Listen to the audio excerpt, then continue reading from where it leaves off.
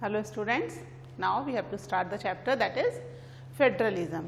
Okay, तो federalism ने हमने देख लिया कि हमारे जो स्टेट्स हैं that is divided on the linguistic line, है ना, और कुछ स्टेट जो हैं वो कल्चरल और ट्रेडिशन के अकॉर्डिंगली उनका डिवीजन हो रहा है, but most of the states they are divided into the linguistic line. और लैंग्वेजेस, कितने रिकॉग्नाइज्ड लैंग्वेज है by constitution, that is 22 including Hindi, है ना. 22 में हिंदी भी इंक्लूड हो रही है. ठीक है, तो इस तरीके से इंडिया जो है एक फेडरल कंट्री है ना.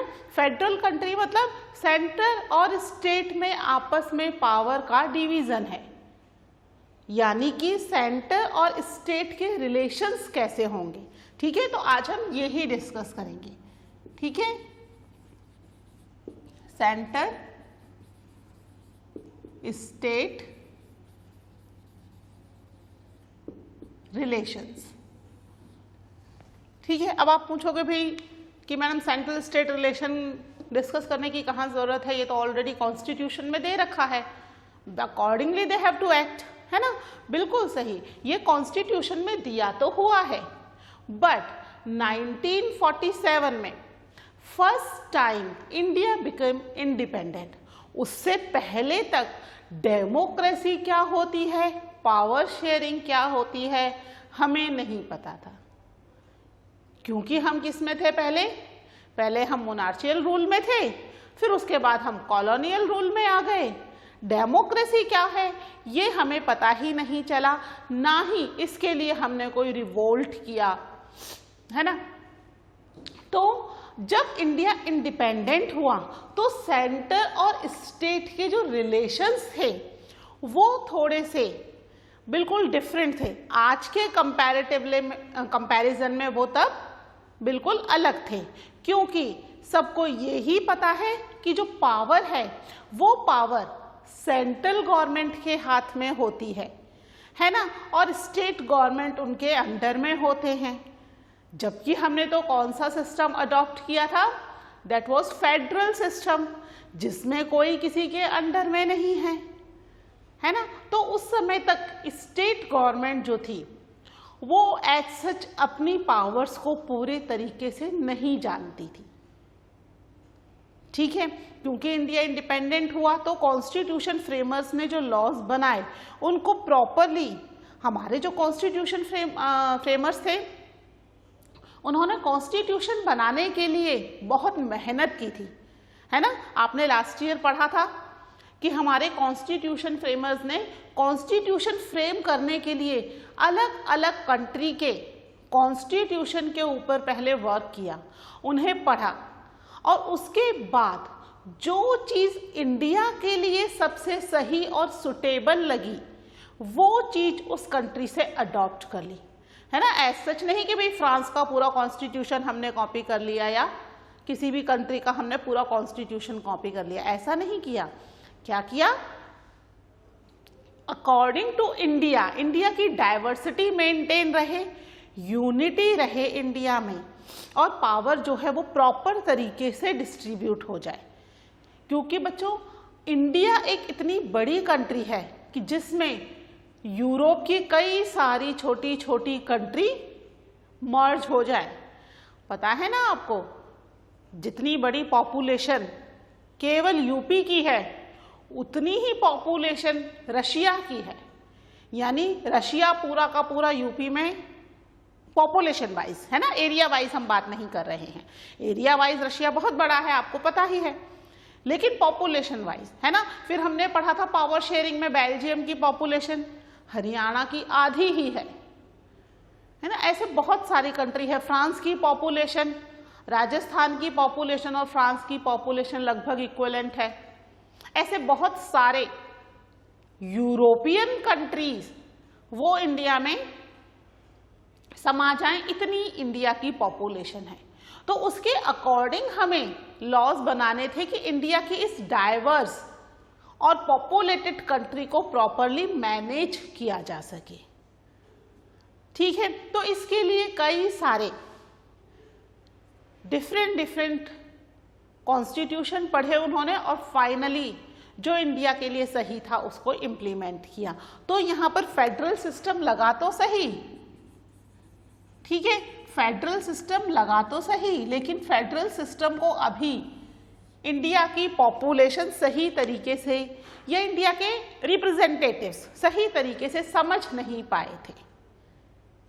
तो यहाँ पर प्रॉपरली इस सेंट्रल और स्टेट के रिलेशनशिप में जो सेंट्रल गवर्नमेंट थी विच वॉज मोर पावरफुल, वैसे उसके पास पावर्स ज़्यादा हैं पर अभी स्टेट भी पावर के लिए सेंट्रल गवर्नमेंट की तरफ ही देख रहे थे। It was in earlier stage, जब इंडिया इंडिपेंडेंट हुआ था उस समय, और उस समय जो पार्टी थी जो पावर में थी, एक ही पार्टी थी जो बहुत ही फेमस थी और पावर में रही कई सालों तक, और उसी पार्टी की government most of the state में रही। यानी इंडिया के अंदर कई सालों तक क्या था, one party was in power, ठीक है, और सेम वही पार्टी, वही वन पार्टी किसमें थी, it was in the states also, ठीक है, स्टेट्स में भी थी वही वन पार्टी, जो एक पार्टी मोस्ट पॉपुलर थी इंडिया में, उसी की ही गवर्नमेंट ना केवल सेंटर में बन रही थी, was in power in centre, ठीक है, सेंट्रल गवर्नमेंट में भी उसकी गवर्नमेंट थी, साथ में अधिकतर मोस्ट ऑफ द स्टेट, हम ये नहीं कह रहे सब में, most of state also have the same government, ठीक है, सेम गवर्नमेंट होने की वजह से उस पार्टी के अगेंस्ट स्टेट नहीं जा पाते थे और वो पार्टी के लिए पूरे तरीके से सेंट्रल गवर्नमेंट, पार्टी के लिए नहीं सॉरी पावर के लिए पूरे तरीके से सेंट्रल गवर्नमेंट पर डिपेंडेंट थे, ठीक है, टिल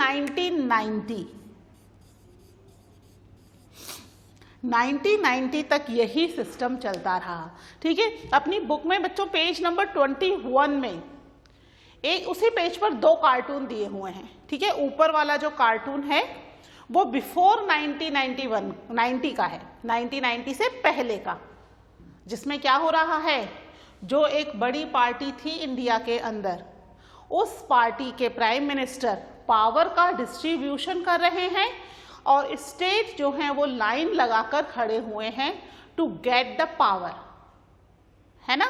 मैं आपको दिखा देती हूँ एक बार, वैसे आप बुक निकाल लीजिए, ये देखिए, ये ऊपर वाला जो दिख रहा है पिक्चर, है ना, इसमें ये जो स्टेट्स हैं, ये स्टेट्स तो लाइन लगा के खड़े हैं और ये एक बड़ी पार्टी है, उसके प्राइम मिनिस्टर खड़े हैं and she is distributing the power, तो पावर के लिए ये खड़े हुए हैं, है ना। जबकि अकॉर्डिंग टू द कॉन्स्टिट्यूशन या फेडरल सिस्टम स्टेट्स के पास अपनी खुद की पावर है, उसे किसी से पावर लेने की जरूरत नहीं है, बट उस समय तक सारी चीजें प्रोविजंस क्लियर नहीं थे। 1990 में कोलिएशन गवर्नमेंट आई, कोलिएशन गवर्नमेंट का फंडा शुरू हुआ, कैसे शुरू हुआ, क्योंकि 1990 के अंदर बहुत सारी छोटी छोटी पार्टीज एग्जिस्टेंस में आ गई, है ना। एक बड़ी पार्टी तो ऑलरेडी है ही, इस बड़ी पार्टी के साथ साथ कई सारी छोटी छोटी पार्टीज 1990 में क्या हुआ, many small parties came into existence,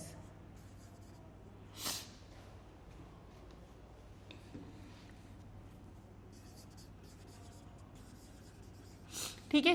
जब बहुत सारी पार्टी एग्जिस्टेंस में आ गई तो क्या होगा, किसी भी एक पार्टी को पूरी तरीके से मेजॉरिटी नहीं मिल रही थी और तो कोलिएशन गवर्नमेंट बननी शुरू हो गई, ठीक है। कोलिएशन गवर्नमेंट का मतलब क्या है, आप जानते हैं कोलिएशन गवर्नमेंट का मतलब क्या है।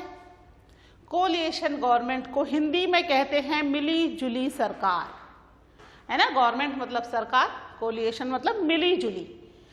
When one single party cannot get the majority in the election. अब वो इलेक्शन चाहे विधानसभा के हो या लोकसभा के हो।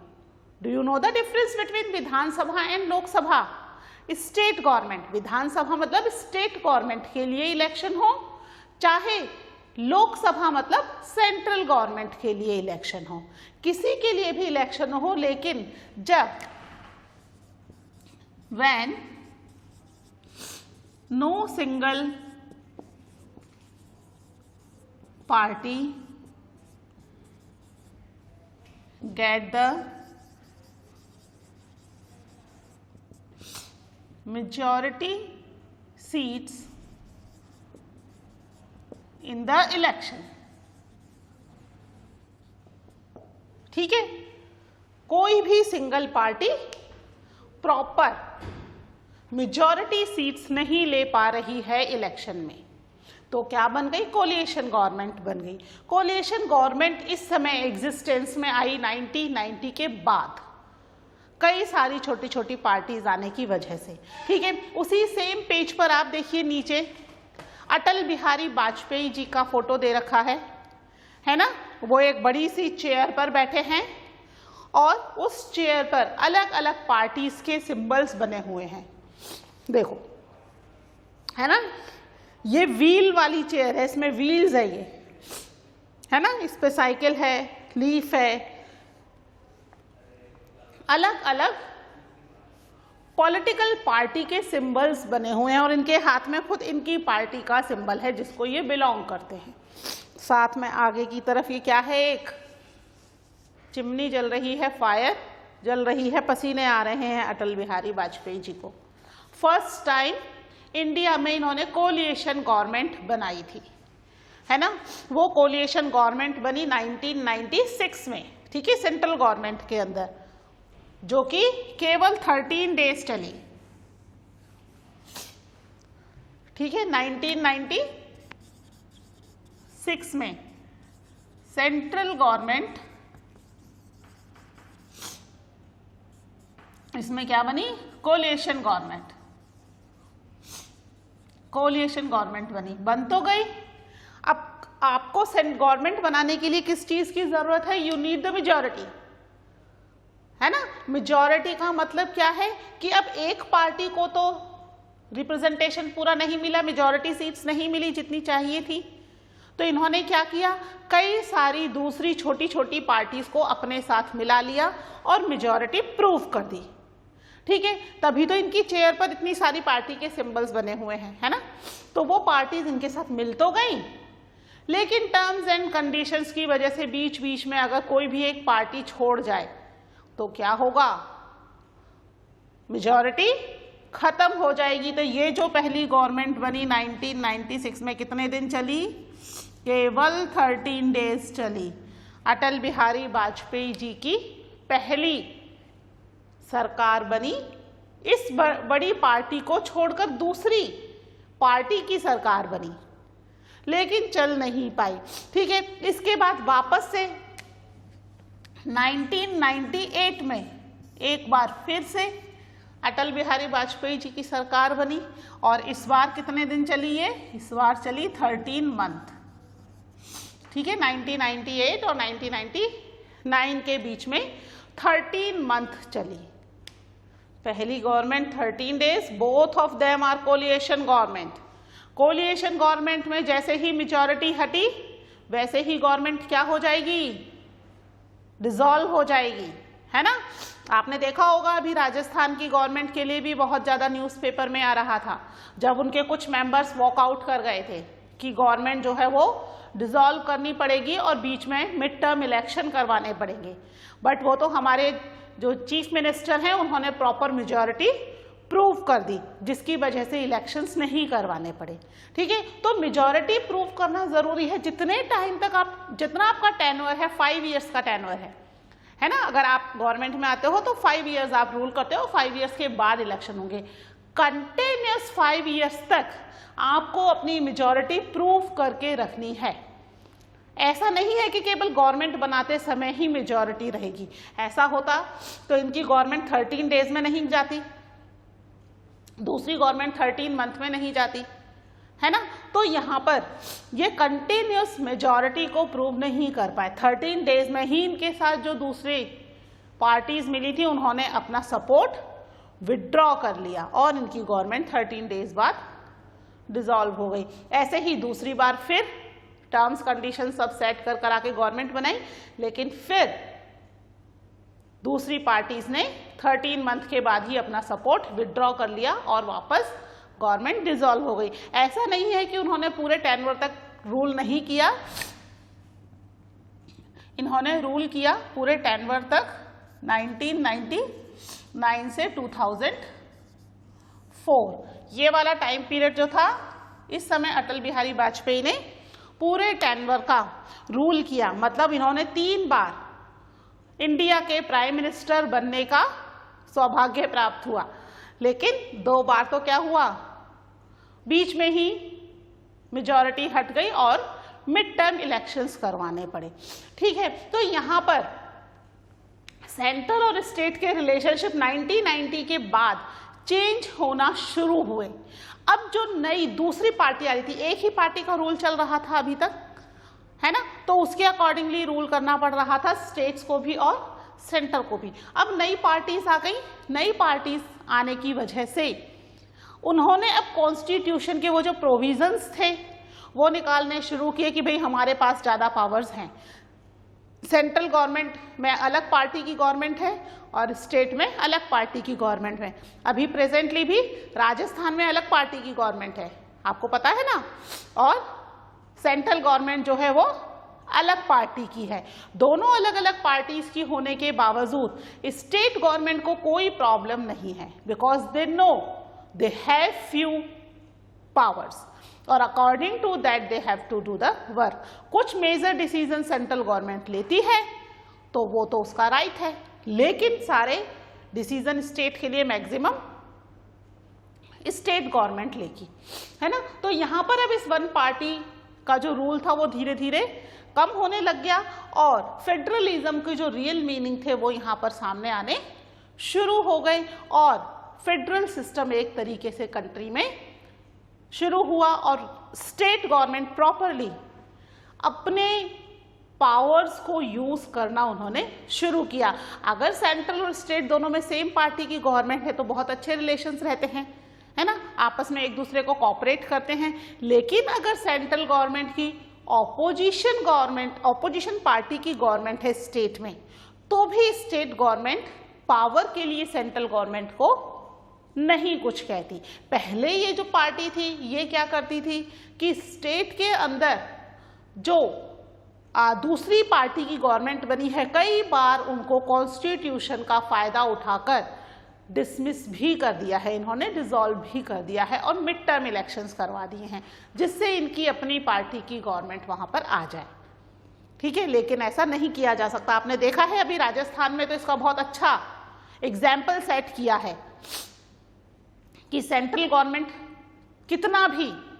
कितनी भी कोशिश कर ले, वो जब तक स्टेट गवर्नमेंट पूरी मेजॉरिटी के साथ है उसको डिसॉल्व नहीं कर सकती, उसको हटा नहीं सकती, है ना। इसका बहुत अच्छा एग्जाम्पल अभी राजस्थान गवर्नमेंट ने सबके सामने प्रेजेंट किया है ना। इतनी ज़्यादा खींचतान के बावजूद उन्होंने पूरी मेजॉरिटी के साथ अपनी गवर्नमेंट को प्रूव किया है और अपनी गवर्नमेंट को बचाया है और पूरे 5 इयर्स का टेन्योर वो पूरा करेंगे। He prove that he is a strong chief minister of the country और मेजॉरिटी के लिए वो किसी दूसरी पार्टी पर डिपेंडेंट नहीं है। ठीक है, इट्स अ लाइव एग्जाम्पल जो भी आपके सामने आया है ना, अपने स्टेट का ही है तो आपको बहुत ज़्यादा नॉलेज होगी, न्यूज़पेपर पढ़ रहे होंगे, कई बार घर में पेरेंट्स भी डिस्कस करते हुए हैं, दादाजी पापा या आपस में डिस्कस भी करते हैं कि देखो ऐसा हो रहा है, हो सकता है वो किस पार्टी की तरफ हो किसकी ना हो, और आपस में कई बार बातचीत हो रही है ना। तो यहाँ पर 1990 के बाद चेंजेस हुए रिलेशनशिप में और उसके बाद कंट्री में फेडरल गवर्नमेंट आई और जो स्टेट गवर्नमेंट है उसने प्रॉपरली अपनी पावर्स को यूटिलाइज करना शुरू किया, यानी रिलेशनशिप जो है वो पहले के कंपैरेटिवली अब बहुत ज़्यादा स्ट्रॉन्ग हो चुके हैं, है ना। दोनों अपने अपने कामों को कर रहे हैं। ठीक है, this is about the central state relationship. ठीक है, अब हम देखते हैं कि जो कंट्री में लोकल गवर्नमेंट बनी वो लोकल गवर्नमेंट कैसे बनी। ठीक है, आपके बच्चों कोलिशन गवर्नमेंट की जो डेफिनेशन है, ये डेफिनेशन जो मैंने लिखी है दैट इज ऑल्सो करेक्ट, लेकिन बुक में भी एक डेफिनेशन दे रखी है ना, ग्लॉसरी करके एक साइड में डेफिनेशन होती है, सेम पेज पर आपको कोलिशन गवर्नमेंट की डेफिनेशन भी मिल जाएगी।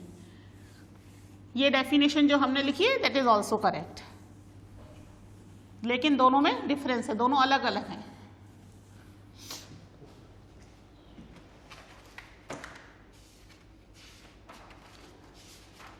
फिर अब है decentralisation of in India.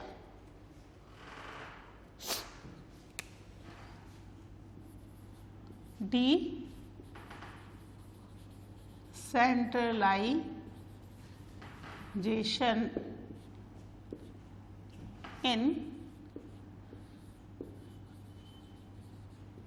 India. ठीक है, अब डिसेंट्रलाइजेशन ये क्या है, this is the new word है ना, तो इसको दो टुकड़ों में कर लेते हैं हम, डी अलग कर देते हैं, सेंट्रल अलग कर देते हैं। सेंट्रल या सेंट्रलाइजेशन का मतलब क्या है, सेंट्रल या सेंट्रलाइजेशन, किसी चीज को सेंटर में कॉन्सेंट्रेट करना है ना, और डिसेंट्रलाइजेशन मतलब उसको चारों तरफ बिखेर देना, यही हुआ डिसेंट्रलाइजेशन का। तो यहां पर डिसेंट्रलाइजेशन किस चीज का हो रहा है इंडिया में, हम किस चीज का पढ़ रहे हैं, पावर का, है ना, तो यहां पर डिसेंट्रलाइजेशन हो रहा है, पावर का डिसेंट्रलाइजेशन हो रहा है इंडिया के अंदर। ठीक है, तो इंडिया में जो फेडरल सिस्टम है, ठीक है, जब हमारे कॉन्स्टिट्यूशन मेकर्स ने कॉन्स्टिट्यूशन फ्रेम किया तो according to the constitution there are originally 2 tiers of government, है ना, हम पहले डिस्कस कर चुके हैं कि कॉन्स्टिट्यूशन के हिसाब से ओरिजिनली कितने टायर हैं गवर्नमेंट के, ओनली 2 टायर। कौन कौन से 2 टायर्स हैं ये, that is central government and state government. ठीक है, ये 2 ही टायर हैं। ठीक है, यानी सेंट्रल गवर्नमेंट ने तो क्या किया, अपना वर्क बांट दिया टू द स्टेट गवर्नमेंट, है ना, और सेंट्रल गवर्नमेंट केवल नेशनल और इंटरनेशनल इश्यूज को ही देख रही है। अब हम आ जाते हैं स्टेट गवर्नमेंट पे, है ना। अब स्टेट गवर्नमेंट को पावर मिली, है ना, उसके पास वर्क है, लेकिन अब हमने देखा कि स्टेट्स भी कैसे हैं, बहुत बड़े बड़े स्टेट्स हैं इंडिया में, जितना कि अभी हमने कंपेयर किया ना यूरोप की एक एक कंट्री के बराबर, फ्रांस के बराबर हमारा राजस्थान है, रशिया के बराबर उत्तर प्रदेश है, यानी यूरोप की एक कंट्री जितनी पॉपुलेशन को यहाँ पर एक ही स्टेट मैनेज कर रहा है।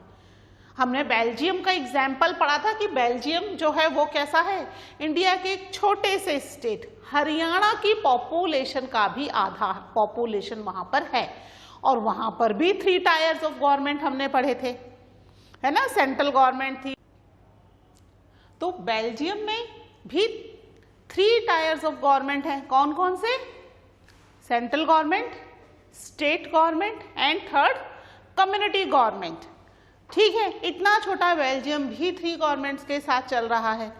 तो इंडिया के स्टेट्स तो बहुत बड़े बड़े हैं, तो यहाँ पर भी बहुत ज़्यादा ये महसूस किया गया कि गवर्नमेंट जो है वो और एक लेवल पर डिवाइड होनी चाहिए, तो डिसेंट्रलाइजेशन हुआ। ठीक है, डिसेंट्रलाइजेशन क्या होता है, when powers of central government, when power of central government and state government were taken away